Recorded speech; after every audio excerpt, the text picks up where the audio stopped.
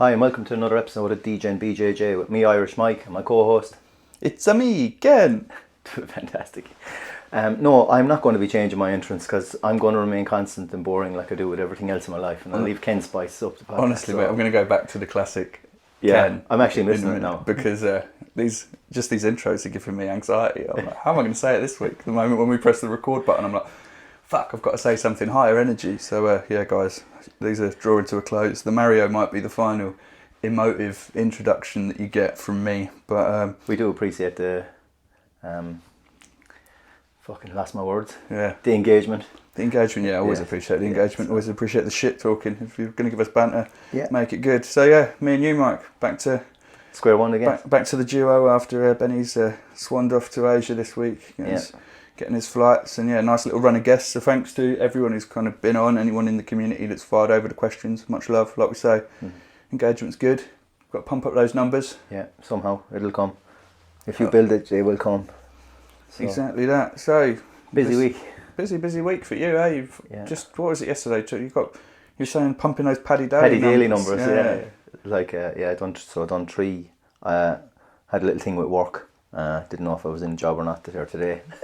The pendulum swinged both ways. Whether I was told earlier in the morning, possibly not, and then sent to the job for tomorrow. So everything's fantastic. Everything's coming up, Michael. I was actually looking forward to doing. I was saying, look, I'll just take the week off next week anyway, and I was going to just train 2 or 3 times a day anyway, every day, like just for the crack. Live the dream. With the competition coming up and stuff, like I wouldn't have anything to be getting ready for, so I could just fuck about as much as I want. Yeah, just like go in and just do what I want, like have a laugh, chill with the boys. So yeah, elephant in the room coming up. Obviously, Surry Open this Sunday. Got yourself and a few of the lads going down. Yeah, I'll be there. Cheerleader Ken, corner man Ken. From the side, you're gonna have to give me shout some advice over. Apparently, they said there's barriers there as well, so you can't be coaching close to the mat. So it's going to be kind of probably like the Bournemouth thing, where they've just had barriers all around the mat, and coaches aren't next to it. So if you have to shout, you'll have to shout. You have to actually have emailed in advance to get a coach. No, they're not having any. It's free to everyone, and there's no coach passes. But if you want to coach, you have to coach from behind the barriers, like with everyone else. Bluetooth earpiece. Yeah, is that allowed? I don't know. But have you done Surry before then? No, I done Bournemouth and it was the same. Is it? Because they're both independents, isn't it? They're not under an organisation. I think Andy Roberts, like that Andy Roberts BJJ, they run Surry Open. I thought that too. Yeah, because I got an email off him and it says Andy Roberts on the bottom of it. Oh, cool. So it's your first time there. I thought you'd been there before, but have any of the lads? Because I know that some of the higher belts at the gym. Have competed there when they were, lower belts, like Shaz, for example, black belt coach for one of the for the non-Matt House listeners. He said that it was a good, he was lauding it up as a good first comp option for some of the lads who were going. But I think all of you that are rocking up have competed before, hey? Yeah. So James O'Brien has started competing recently. I think Tom Lucas has competed a good few times. Yeah. And I've competed a good few times. ADCC gold medal, went to Bulgaria to get it. Yeah, Charlie's competed a bit as well. Charlie has as well. We've competed with Charlie at All Stars. At Fleet. Yeah, I don't know how many others he's done. I know he's done a couple anyway. Pretty sure he's done a couple more. So it's not there's no first time nerves for anyone, but sometimes the first one is the easiest. Yeah. I mean, my first one, I enjoyed it, and I went on my own. I said that's how we got to know the boys from Impact MMA. Yeah. But that's how you introduction, you got reacquainted with Dean, with Dean, thank you. Yeah. But so I've been training like mad for it. Was that coach asked me there last night? Have you been doing your sprints? Do you know the regime he gave us for doing the sprints? So obviously I haven't. So I mean, if you listen to Craig Jones said on the Lex Friedman podcast, you should do one where you've done absolutely no preparation, one where you've done moderate amount of preparation, and then one where you've actually prepared as much as you can, and you'll know each way what it takes and what you get. And whether you get the return on investment going in. So like the last one would have been, that was All Stars as well, wasn't it? Was that Europeans? Was that Europeans? Yeah. So obviously run out. Sporadic training, a lot of drinking in between. Wasn't really prepared, didn't really give a fuck about it, just said I was going to do it anyway. Lost to Nogi in 40 seconds or something like that. Put up a good fight in the gi up until about 2.5 minutes in, got bow and arrowed.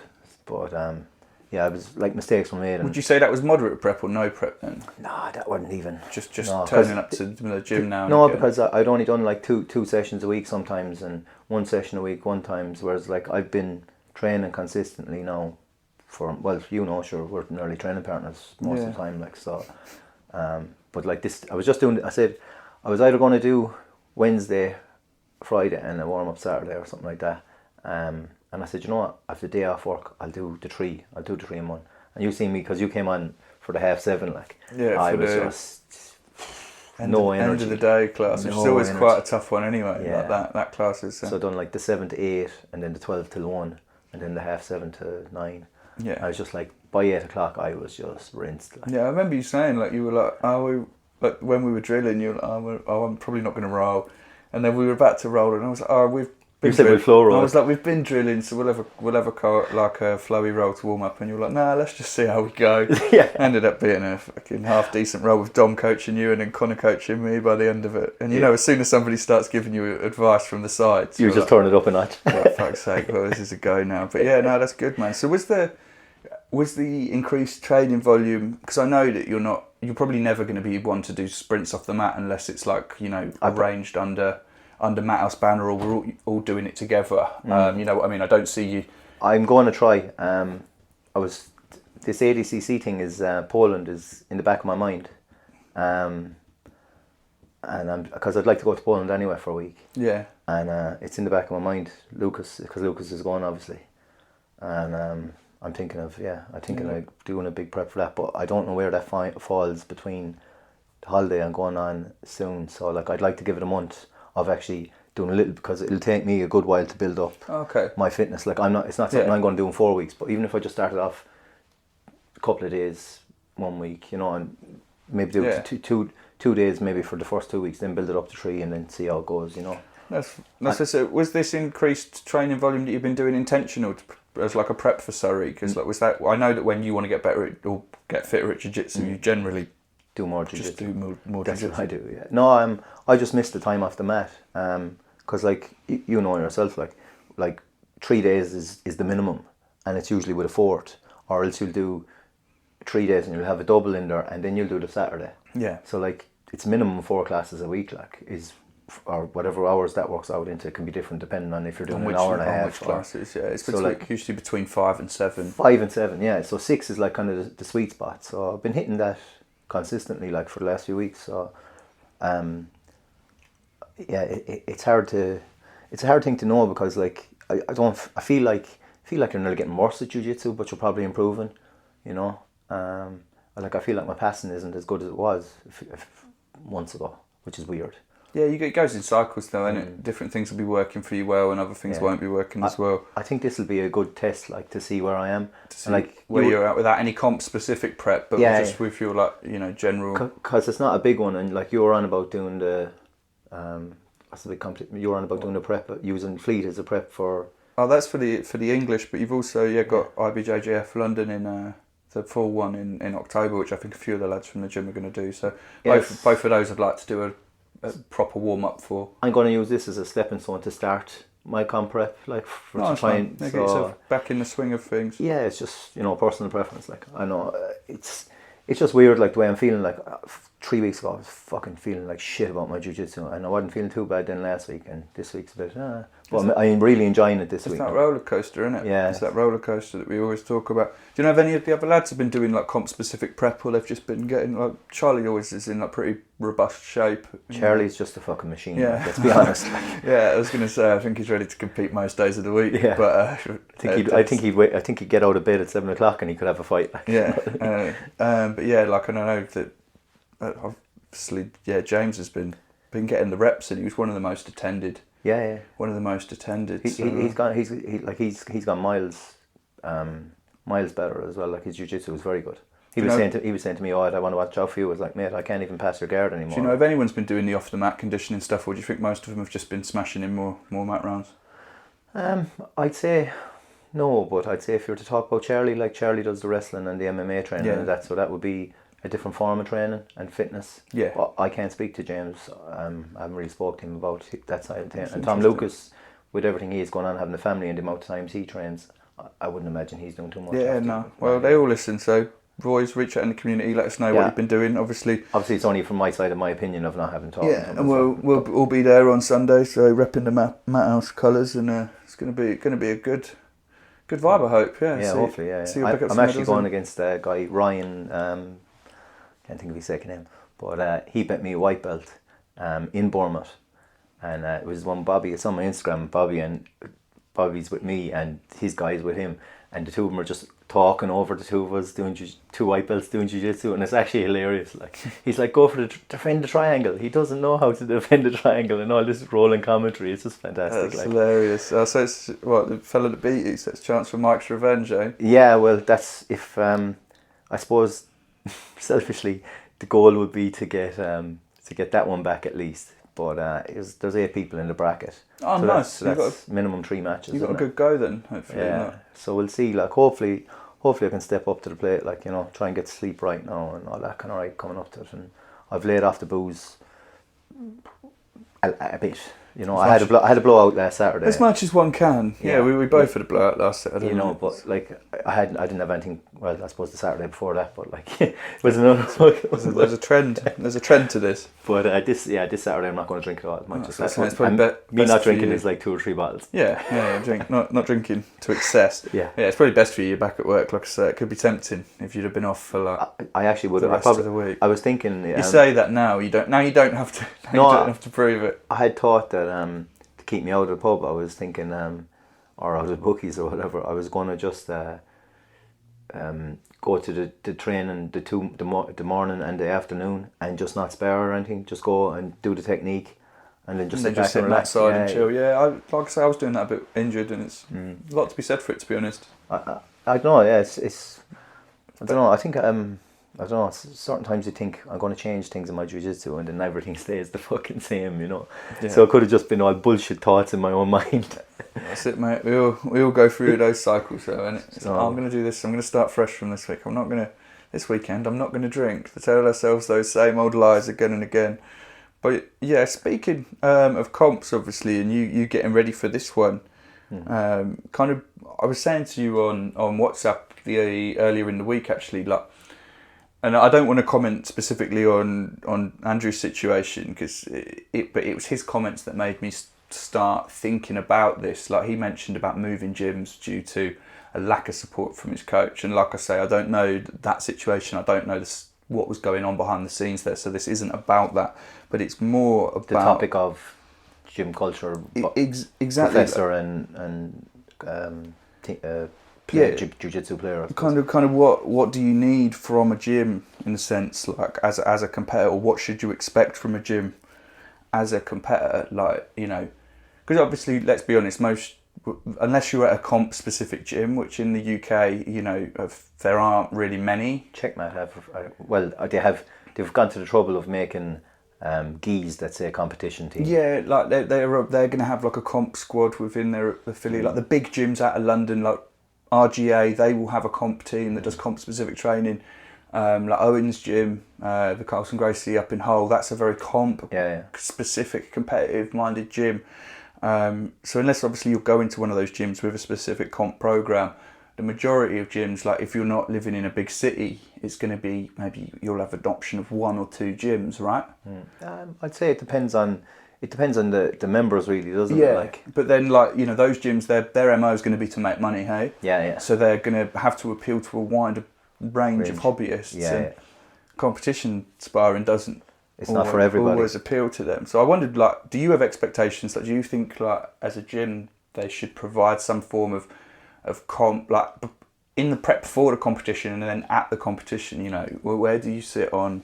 I think I can only speak to like our own training and being where we are, and I think I don't want to be putting words in anyone's mouth or anything like that, or it's just my opinion on the situation. I'd say that, like, you have to. There's not a lot of people that compete in our gym, so we'll just put that out there first. It's very much a hobbyist centric gym, but if you're going to get your coaches or someone else to take time out of their day, you know what I mean, their families and things and everything going on, and with all the time that they already spend in the gym, to come out and support you, I mean, you have to put the work in. And if I was looking at myself and I was to ask Dom or Adam or Rob, and I'd say, look, I'm competing, will you come with me? I wouldn't expect them. What the fuck for, mate? Yeah, Do you want me to hold your hand? Yeah, well, no, obviously, like for the support of the coaching side of it, but like they'd probably say like Mike likes to drink. Doesn't. I mean, all of them other than Rob have children and families, right? Yeah. So you've got to. Yeah, but I'm saying like, I think it'd be a specific. You can't. Each case would be different. So like, if you're to look at me, like I would look at me from an outside state, like I'd say I'd never really ask anyone because I'm not that fucking extrovert. But like I'd say he likes to drink. He goes drinking after training. He doesn't do sprints. Like he's not putting all his all into the competition. He's only doing it to compete or for the love of the competition or whatever. But he's not actually prepping for it. So just for the crack. So yeah, just for the buzz to have just have a flat out scrap with someone. Yeah, someone you don't know and under the competition rule set where you can put that pressure on and but also to see where you are as a belt. But like as I say, if you're to look at my situation, then let's just look at someone like Bobby Yanikoff, always training, always there. I don't know what he does in the thing, but I imagine he goes to the gym and that as well. I know that I've seen him in the gym pictures and stuff, so he's doing a lot outside. He does it. He does what's required to prep for the comp. Yeah, so like if it was someone like him, they'd probably say, oh yeah, but then there's the case of there's only one guy. Would you go for one guy? I wouldn't expect anyone to go for one guy. And like we had that thing at the Euros last year where Dom came and coached, but we had All Stars at All Stars, sorry, yeah, where Dom came and he coached everyone, but he had about 22 people going. Yeah. And I think, and we did all show, that's when we were doing the sprints last and that, and like that's when he gave us the blueprint, and it was kind of like, and I've tried to, as I've said on other podcasts, I do try and follow that with that interval training in the run up to, because I do think with it when it comes to like gas tank and being able to go that last round, although I don't seem to get past silver at this point, but when it was Craig Jones, I'm talking fucking not even close, but I'm talking about not being able to push that last round, and I've got no evidence to justify it. But yeah, the point still stands. I think it makes a bit of a difference. I mean, for me, like I think firstly all sports are on a spectrum of between team and individual. Yeah. Like, and then different people within their training methodologies will also fall somewhere on a spectrum of between team and individual. Like looking at the sports, obviously jiu-jitsu is more of a individual sport than say football, right? Like we both agree on that. But like things like skateboarding are probably more, you can't do jiu-jitsu well without a partner. You can do some rounds of a grappling dummy, but there needs to be some sort of community or team aspect to it. So like things like skateboarding, hiking, if you call that a sport. I was going to say they call it skateboarding a sport, but enough ragging on the skateboarding, mate. You upset a lot of people with that last week. A lot of my fucking friends. nerds. Yeah, I don't know where you've got that from. Skateboarders aren't nerds, man. Skateboarders they're cool. You smoke weed behind. Let's do a half pipe. Skateboard is cool. You're just exposing your ignorance. Oh, I did an ollie. Oh. That's exactly what we do. We just used to hang out and be like, oh, I did an ollie. But yeah, and like things like paragliding, right? That's an individual sport. You're not really doing that with anyone. But they all have some form of community aspect to them in a sense. Like I guess that going paragliding, not telling anyone where you're going, is a recipe to get stuck in a tree, right? And then be sending out a search party to see if they can find you before a bear does. Obviously skateboarding, it's very tough to learn that without having a little bit of the skate park community around you to give you some tips and stuff. In jiu-jitsu, you need a coach and you need training partners. But healthy training partners, you can't destroy them either. Yeah, 100%. You got to have a healthy relationship. But then within that, there will be people that like, even within like a team sport like football, or like basketball. I always remember the story of like Kobe Bryant staying after practice for 2-3 hours and just doing real basic drills, and it was like, this is a team sport, but he's taking the individual element to it. Was he on the Olympic team? Because I remember someone saying the story that he used to be up at 7 o'clock in the morning just taking 3-pointers all around 7 o'clock in the morning, just bang, bang, bang, and they're like, "What are you doing?" I know he played for the Lakers for most of his career, but I don't know about. Cause I know that in basketball, it's one of those weird ones in the Olympics. Yeah. Is it where you can be professional and do it? I don't know. I think it was maybe before. Yeah, I'm not sure. I don't know It was enough it was a Brendan Schaub story that I remember hearing. So it's probably completely fictitious. So let's. But yeah, like, and I remember stories of like Beckham used to be like one of those that would stay after training and would just be like curling balls from free kick positions just to get that drilling. So I think to bring it back to jiu-jitsu, I think, you know, jiu-jitsu falls on the more individual element of that. And if you're at a gym like Wolf that has primarily caters towards hobbyist members, then your competition training should be towards, you know, you've got your team around you, you've got your guys that you know you can get hard rounds with, but would be towards that more individualistic side of it. You've got to, you know, we're not going to Worlds, we're not at a competition specific school, so if you want to compete, you've got to take a bit of it into your own hands, I think. Yeah, well, I think I say the community in our gym, I know like we can't speak for every gym, but we have a lot of higher belts as well, like that will actually take time out and help you, and if you ask them questions, they're like, you know, they'll always be there to help you. And I think like if like it's when you don't ask the question, you can't expect someone to show up. And I mean, I've never asked for him to come, and he's come, you know, and I don't think you've asked either, but I don't know how that even came about, but like, as I say, it has to be worth getting out of the chair for. I mean, you want to be in with it. If I was a coach, I'd say I want to be in the chance with getting the team trophy as well. Yeah. You know, or maybe it's these guys are training so hard all year. I know all these guys.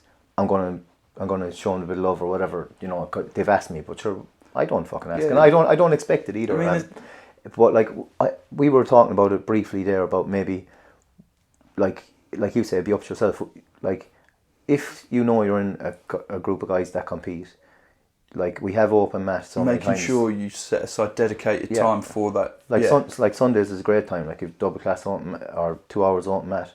I mean, that's your one class a week to get in whatever you want, specific drills, specific sparring, whatever. Tough from this rounds, position. stand up rounds because the mat's more empty. Yeah, you know. So I mean, you have to take a bit of it on yourself as well. Like. Yeah, and I mean, obviously, if you really are, you know, in your 20s and you're going for like a competition sort of career in jiu-jitsu, I'll put career in inverted commas because I still, you know, I'm not sure how wise a choice that is. Yeah, you better get.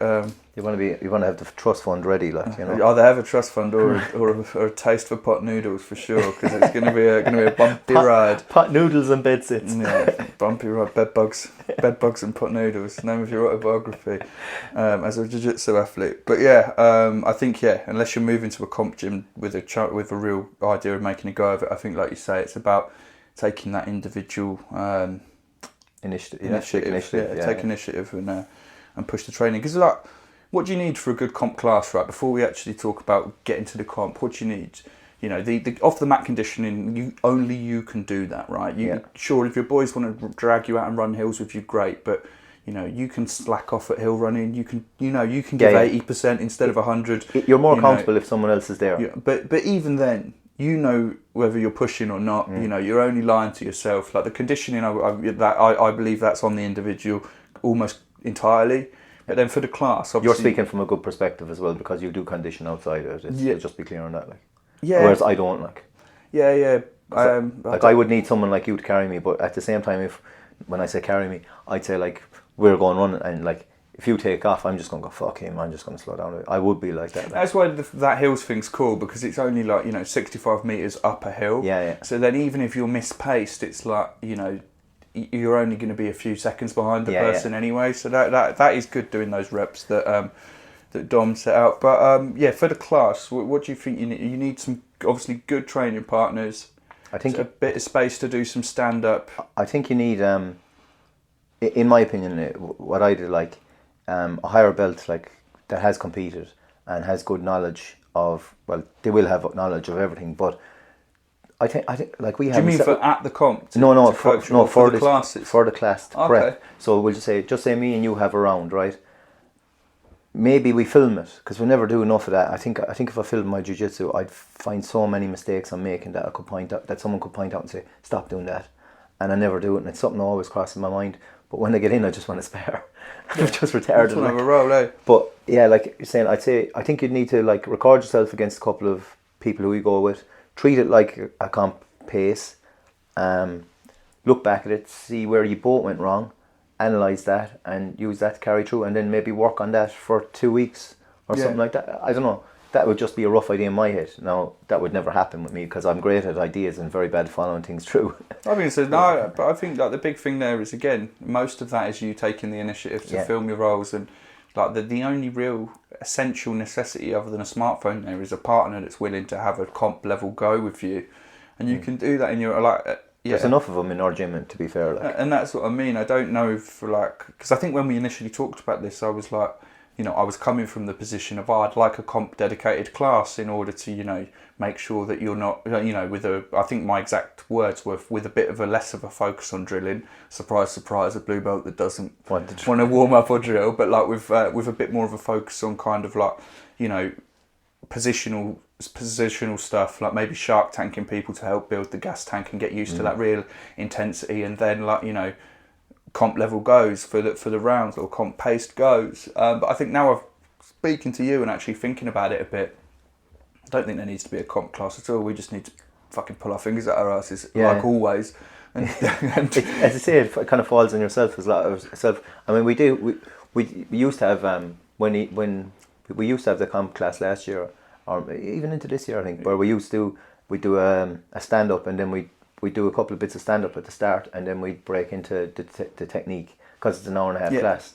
I think that's really helpful as well. We've actually that was what Wednesday was, wasn't it? It's the Wednesday class, yeah. It's still kind of following the same. It's just not called competition. Yeah, because he said no one turns up because they think they're going to get thing. His job as someone that's curating to both like hobby, what we are, which is hobbyist competitors and hobbyists, and then people that like, are very recreational, not people that aren't even hobbyists, like people that dip their toe. Like, he's got to cater to the mass audience and wants to fill those classes up as much as possible. So if you call it comp class, you alienate a huge chunk of your market. You might as well call it advanced class and then do a bit of stand up at the start, because that's what he says. He's like, it still is comp class, but I'm just not calling it that. And then the people that want the tough rounds can seek them out. Like last night was fucking. Yeah, I did. Tough.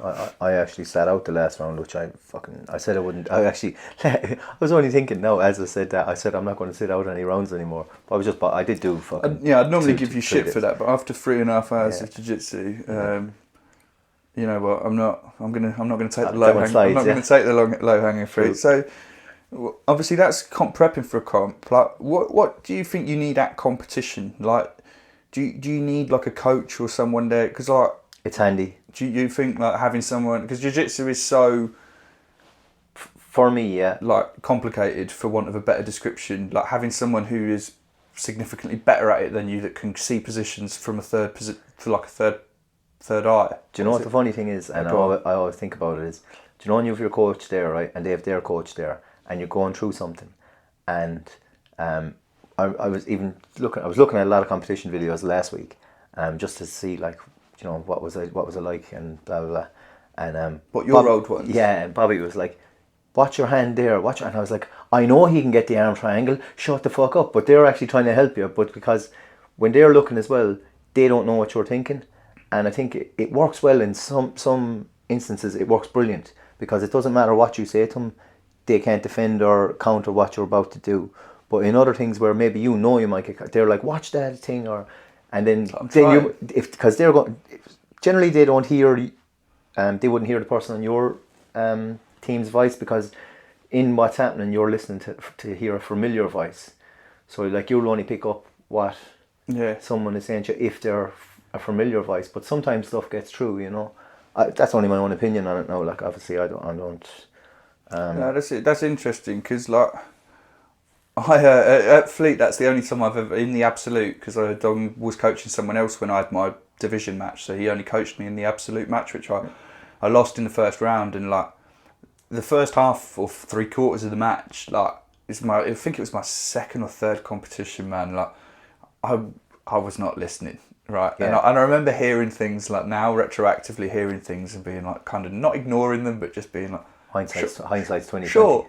And then there was a couple of moments where like I had to re-guard and stuff, and I remember hearing like Dom coaches very well in a sense, like he'll give it to you in small easy steps, like because obviously you might only retain 2 or 3 words. If someone's giving you like long, like I've heard some people at comps and it's like put your leg here, BJJ Fanatics instructional. It's like, right, so what you need to do now is grab his right arm with a cross grip, and then like and it's like they're breaking it down for YouTube or something, and you know that you're never going to digest. But I remember he was like underhook left arm, sit through, things like that, and it would just be like, right, okay, to the point, real specific. And like I've been making a point, because you know sometimes you'll be having a roll and he'll be coaching from he'll like see that you're in a position and he'll start coaching from the sides, and I've been making a real point of like whenever he starts coaching to try and follow the steps that he gives me, because I know that I was terrible at that at the last competition, and at the first one I went to, Squish actively has said to me like,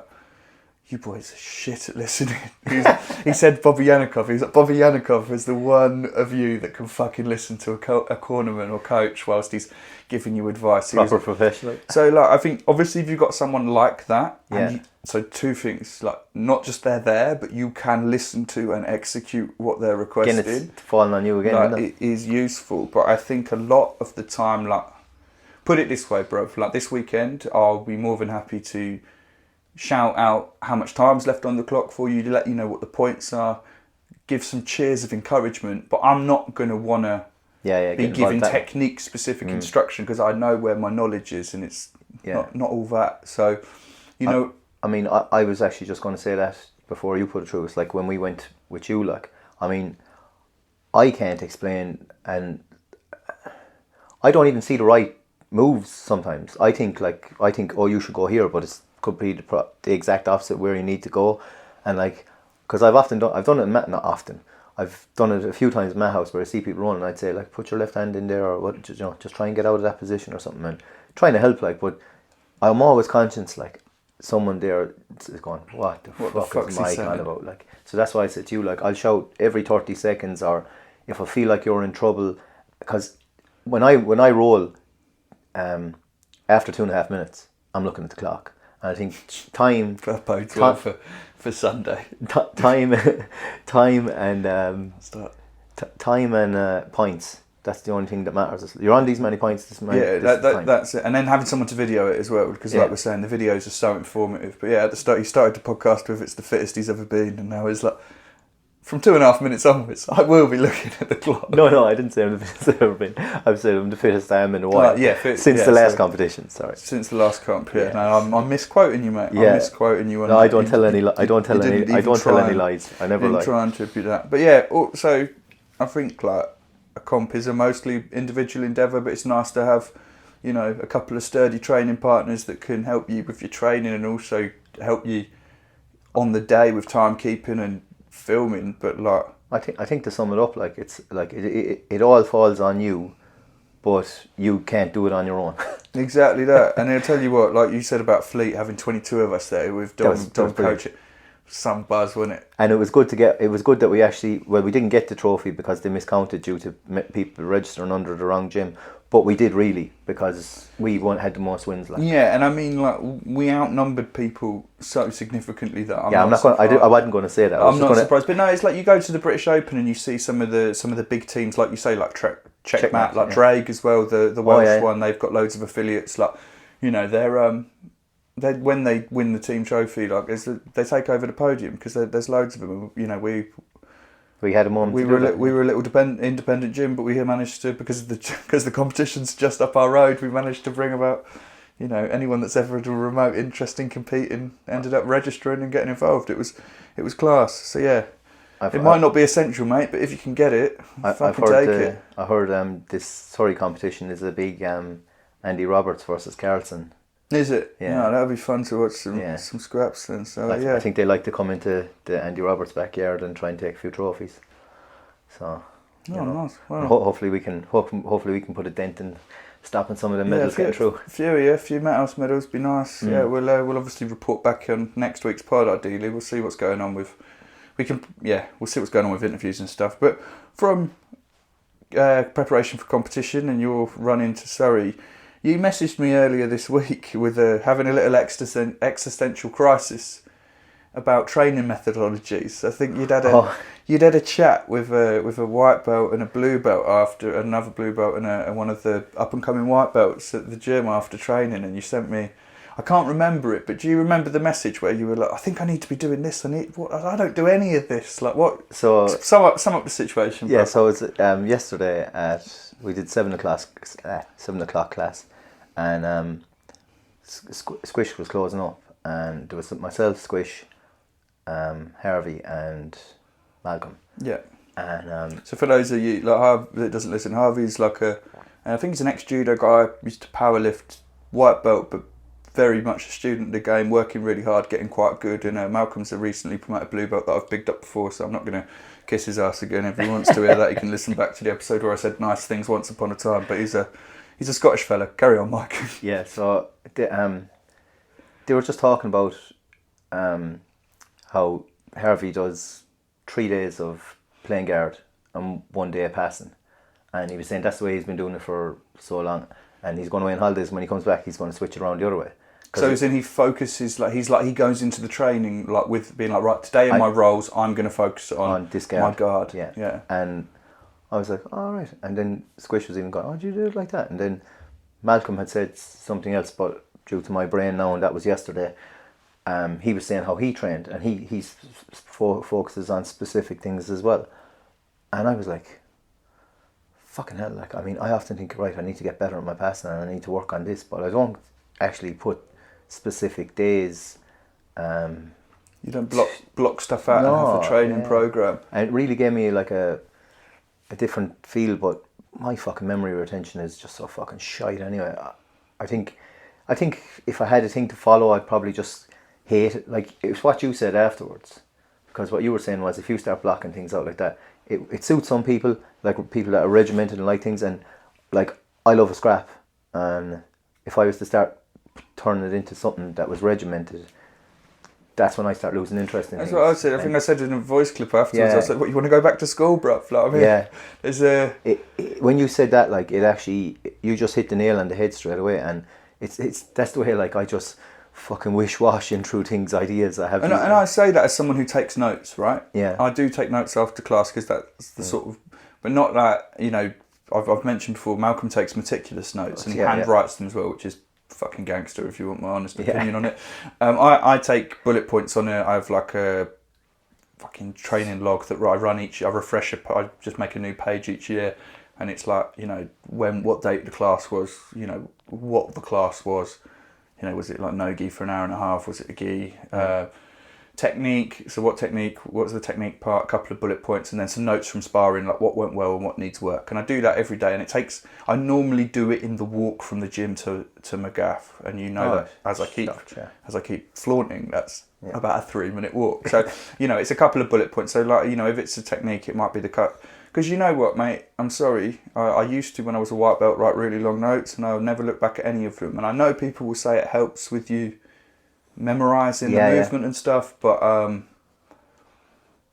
fuck, like, you know, I don't want it to feel like a chore. Yeah, you know, ever. It's I keep saying this, but like, the reason that I love jiu-jitsu is because of how fun it is, and I feel like if you make it too regimented, you lose the fun element. But if that's what you love, and if you're fucking, it's different strokes for different folks. Yeah, isn't exactly, it? man. And that's what makes jiu-jitsu interesting. Is you've got all these wonderful weirdos that approach it differently.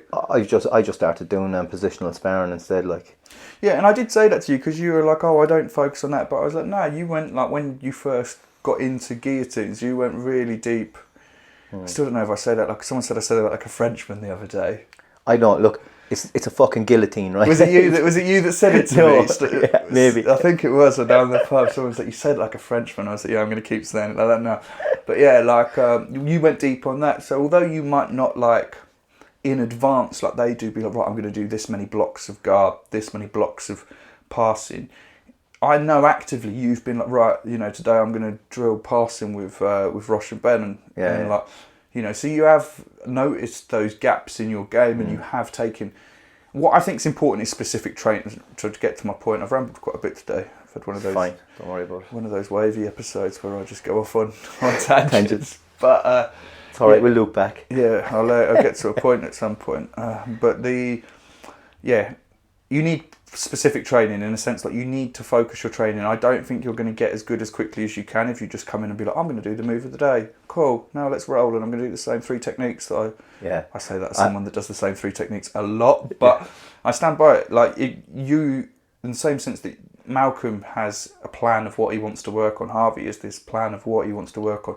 You notice a gap in your game, so then you go out and work on that. Like I think it's a different kind of way of doing it, I suppose. It doesn't matter. You're getting the same end result, which is focusing on a gap in your game and building that up. So, like, yeah, I suppose, yeah. You're taking direct feedback. They're trying to predict. I think your way might actually be higher. I think your way might actually improve you quicker because you're actually taking feedback. Yeah, that style for me, like, from live rolls. Well, not for anyone. Because if you're saying, like, because I could say, like, right, for the next 6 weeks, I'm going to work on guard, but like, my guard might be all right. And, you know, in roles, I don't know, guard's maybe a bad example, but like... It's not because I have no guard. Yeah, like, I don't know, it's all well and good to say, oh, well, this week I want to work on this technique, but like, you know, there might be bigger gaps in your game that you're not working on, is what I'm saying. Like, again, I'm not... Yeah, you might be bad in half guard or... Yeah, no delusions of grandeur, no, like, fucking expert knowledge, so I'm not trying to speak about anything specific, I'm talking more in general. I think if you take the feedback from your live rolls or your competitions and be like, right, I need to focus on this because I keep getting smashed when I'm in this position, and then you plug that like plugging leaks rather than. I'm in a boat. I'm in a fucking timber boat that's been shot with an M16, and I'm just going around with fucking silicone trying to plug leaks. It's interesting. But I'm staying afloat anyway for another while. Right, that's it. We're as long as you're staying afloat, mate. And as I keep saying, as long as it keeps being fun. Yeah, it's the same as doing this, isn't it? But jiu-jitsu is never not going to be fun, man. I can't see a point. He's like, I can't say the same for this fucking podcast. I'm getting sick of listening to you. But no, that's man. I see it in your eyes. It's not that.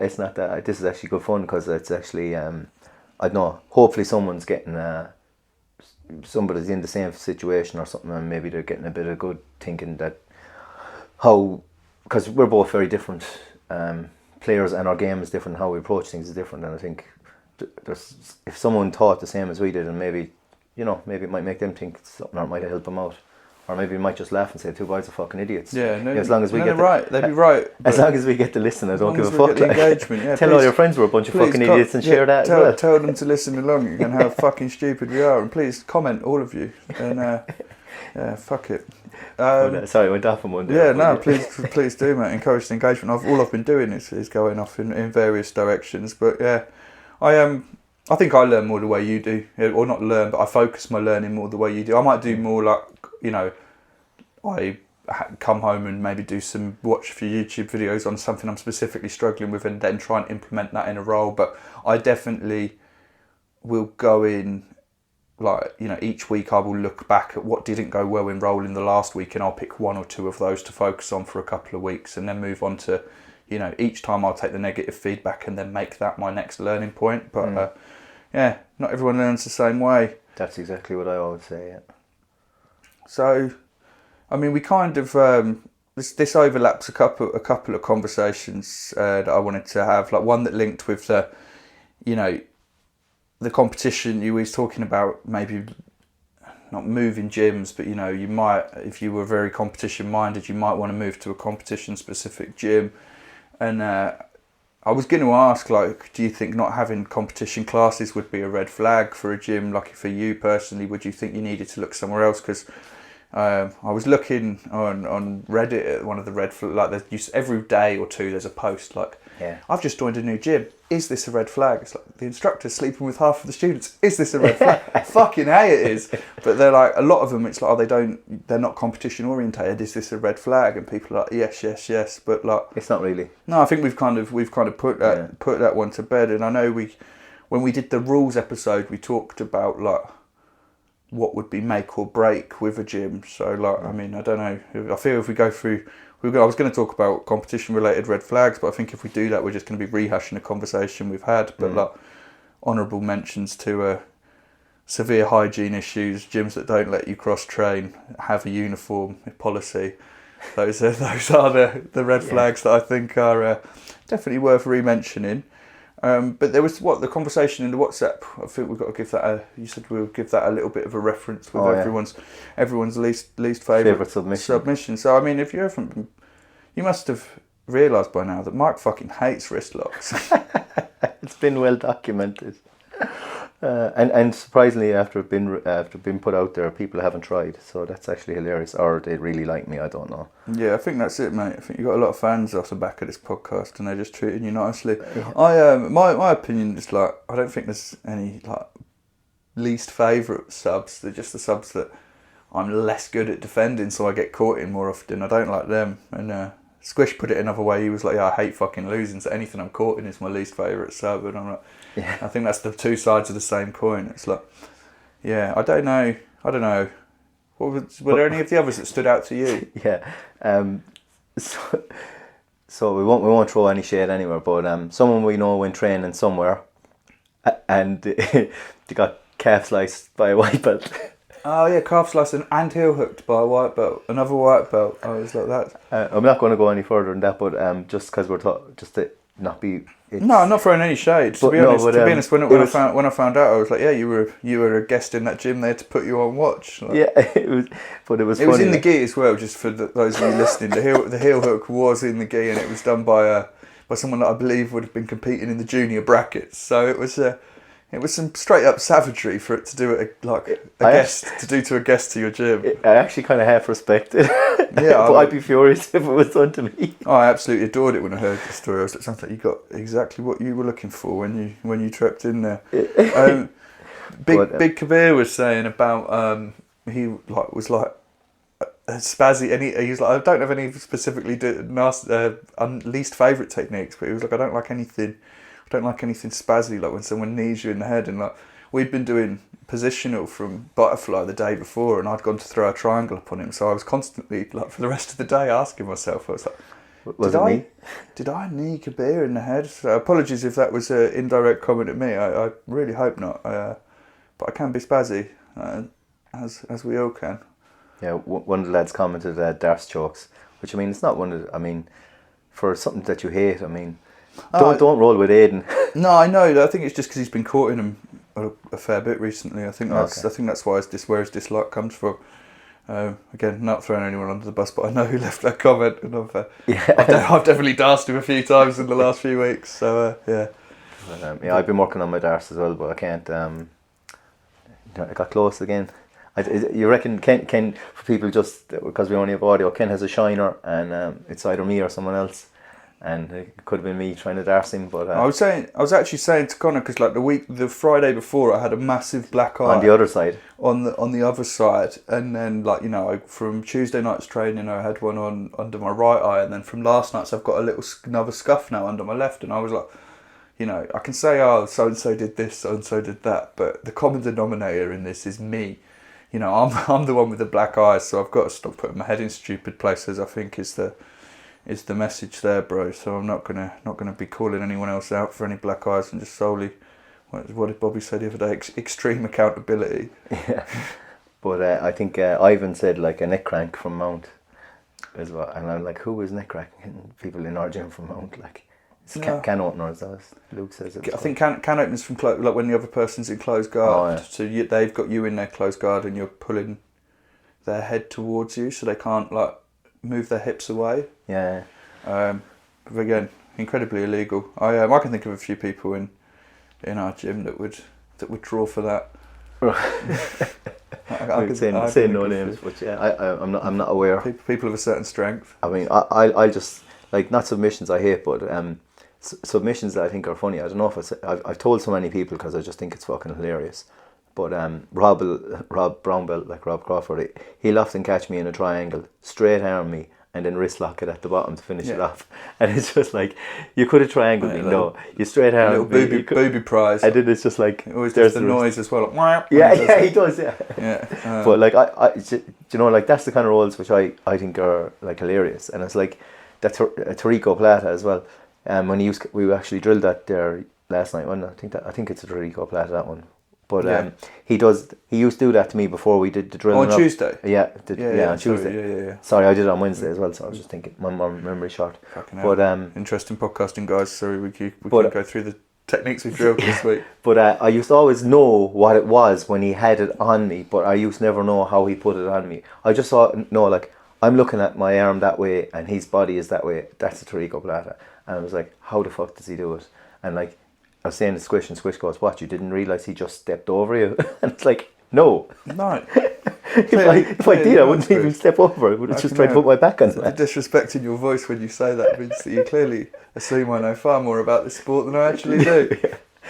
But that's kind of my 2 cents. I like those moments though. Like, remember when you were a white belt and you used to have them all the time where it's like, how the fuck is this happening to me? Yeah. I like when people still, like, you know, because obviously it happens less and less the better you get, but like, you know, there's still once a week probably I'll be rolling with one of the brown or black belts at our gym and I'll be like, how the fuck did that just happen? Yeah. Like, you know, and it's like, it's nice. It's what, you know, it's what keeps you coming back, is like, you know, chasing that ability, I think, you know. Mm-hmm. Yes, I don't know. Anything else you want to finish up on? I think that's as good a note to finish it on. We might have a guest next week, and we might not. We're definitely going to talk about how the comp went for Mike and the rest of the boys next week. Yeah. Guys, me and Mike are rapidly running out of things to talk about, so please do fire some suggestions of shit you want us to chat into the comments, and what else do people do to get at us? It's code DJ. Use code DGen10 at X Marshall for 10% off any of their gear. We're Degen BJJ Pod on all platforms. www.degenbjjpod@gmail.com if you want to get in touch with sponsorship or anything. Not just we're pipe dream, but anything. That's basically it. Obviously the WhatsApp group is there. Everything is in the bio. If you've missed any of the episodes, they're all in the top of the bio, the Instagram as well as the highlights. If you could share, if you are enjoying this episode of the podcast or any of the other episodes, if you could share them to your story or share them with 3 of your friends, it just helps with the algorithm and stuff like that. If you don't enjoy it, that's fair enough. You don't have to. Yeah, also share it though. Just share it. Talk some shit. Give us some abuse. Press 2 buttons like for your friends. Come on. Even if you don't like us, press 2 buttons. Embarrass us with your pressing of 2 buttons. But yeah, we'll do the 5-star thing. Do the follows on Spotify, like, follow, share, and subscribe. Whatever platform you listen on. Do all that good shit. And as always, play it to your nan. Cheers, guys. Much love, everybody.